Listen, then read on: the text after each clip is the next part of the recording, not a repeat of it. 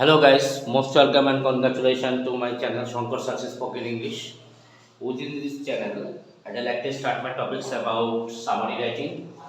It contains very important and significant part for the students of SSC, HSC level, including class 7, 8, 9, 10 as intermediate level. Otherwise, you can see it very tough. The students nowadays in our country are used to writing the same passages, the same sentences as before appeared the passages. But this is not a good idea. I think this very crucial part, these seven items, okay, these seven sentences that I also written to the board. I will discuss the seven topics through the board. Okay. Now, dear viewers, you have to pay attention. This is very easy and most interesting. Summary writing. How can you write the summary writing? It's very easy. You have to understand the main idea of the text. First of all, a reader must understand the main idea of the passage. Understand the text, first text. Then, gradually, you will find the main idea of the passage. What is the passage about? And which is the main or clue words or main words, key words? He has to find out. Number two, focus the pinpoint of line. That means a learner must focus the pinpoint. That means the central idea of the passage and sentences. Those are also demanded for knowing the better writing. Okay, অর্থাৎ যে pin point আমরা দেবো কেন, এখানে মূল কথাটাকে highlight করা হচ্ছে। এনিওয়ে, আমরা তাহলে কি করব, পিন পয়েন্ট মানে যেটা মূল শব্দ, মৌলিক শব্দ বা কি ওয়ার্ড লাইনের মধ্যে আছে সেই ওয়ার্ডটাকে আমরা একটু হাইলাইট করব। আগে লিখবো না কিন্তু। Try to right yourself. এগুলো ভাবার পরে, এই দুইটা স্টেজ শেষ করার পরে তারপর আমরা কি করব, ট্রাই টু রাইট ইউরসেলফ। আমি আমার মতো করে লিখব, কিন্তু আমার ওপিনিয়ন দেব না। আমি আমার মতো লিখব, বাট আমি আমার কোনো মতামত জানাবো না। I will not express any feelings or opinion to mine. Okay, you have to write by yourself how, কিভাবে লিখবো। আমরা দুটা পড়ার পরে মেইন কথাটা যেটা আছে সেটাকে আমরা জানবো, বুঝবো। বোঝার পরে কি করব, সবচেয়ে গুরুত্বপূর্ণ কাজ হলো 4 নম্বর, অ্যাভয়েড ইওর ওপিনিয়ন। আমরা আমাদের মতামতটাকে প্রাধান্য দেব না। নো নো নো, কোনো মতামত দেব না এবং প্যাসেজের লাইনও লিখবো না। তাহলে কি লিখবো, লিখবো 5 নম্বর থেকে শুরু লেখা। Use synonyms and antonyms while writing. যখন আমরা লিখতে যাব সামারি মূল কথাটাকে, তখন আমরা কি করব, আমরা সিনোনিমস অ্যান্টোনিমস এর ব্যবহার করব।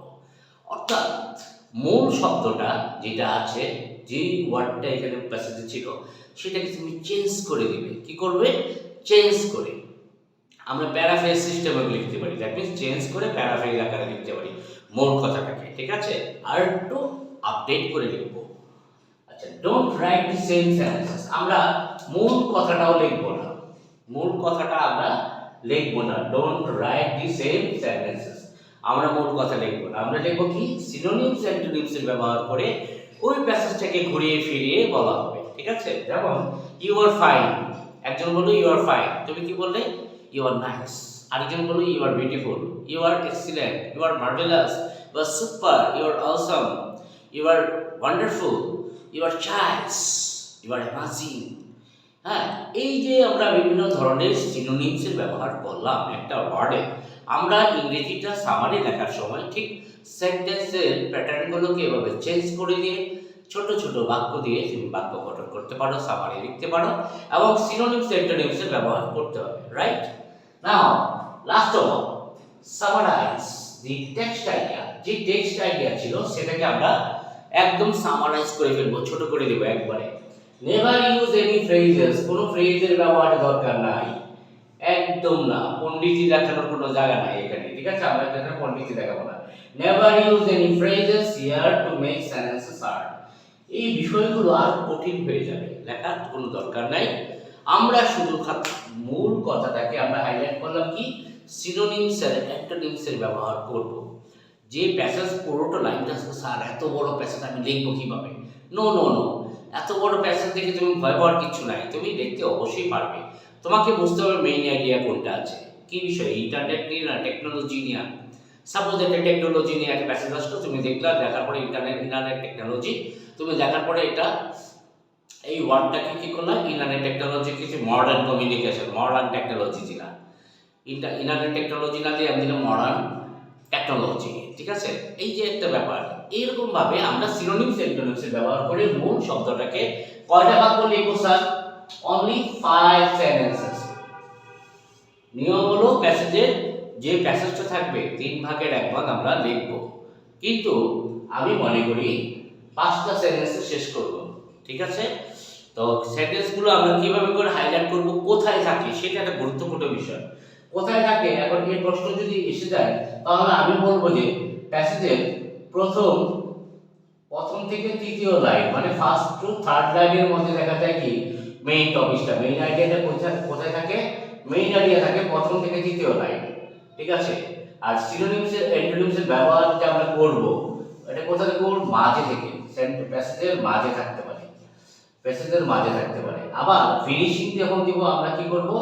শেষের 3টি লাইন, শেষের 3টি লাইন থেকে আমরা 2টা লাইন বা একটা লাইনে গঠন করব শেষের লাইন, ঠিক আছে? আমরা সামারাইজে দিব, টেক্সটে গিয়ে এটা সামারাইজ দিব। তাহলে আমরা বুঝে নিলাম আমাদের ধারণাটা কি পেয়েছি আমরা। সামারি রাইটিং এর সবচেয়ে ইন্টারেস্টিং ব্যাপার হলো মেইন আইডিয়া থাকবে প্রথম 3 লাইনের মধ্যে থাকে, আমরা এখান থেকে নিজের মতো করে চেঞ্জ করব, অর্থাৎ নিজের মতো মানে প্যাসেজের মতোই করব, মানে জাস্ট ওয়ার্ডগুলোকে আমি চেঞ্জ করে সিনোনিমস অ্যান্টোনিমস ব্যবহার করব।